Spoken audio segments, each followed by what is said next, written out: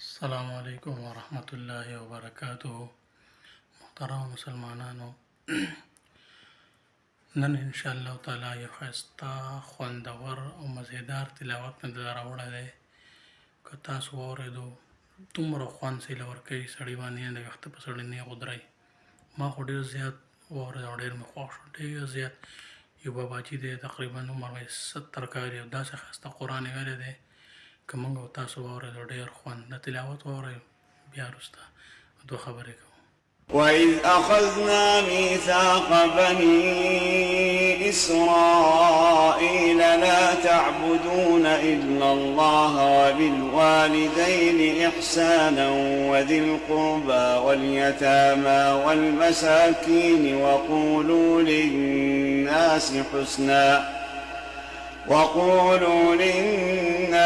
حسنا وأقيموا الصلاة وآتوا الزكاة ثم توليتم إلا قليلا منكم وأنتم معرضون. وإذ أخذنا ميثاقكم لا تسفكون دماءكم ولا تخرجون أنفسكم من دياركم ثم أقررتم وأنتم تشهدون. ثم أنتم هؤلاء تقتلون أنفسكم وتخرجون فريقا منكم من ديارهم تظاهرون عليهم بالإثم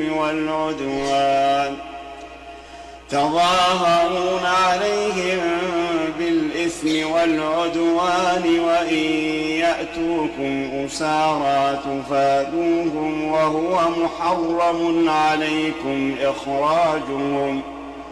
أفتؤمنون ببعض الكتاب وتكفرون ببعض؟ فما جزاء من يفعل ذلك منكم إلا خزي في الحياة الدنيا ويوم القيامة يردون إلى أشد العذاب وما الله بغافل عما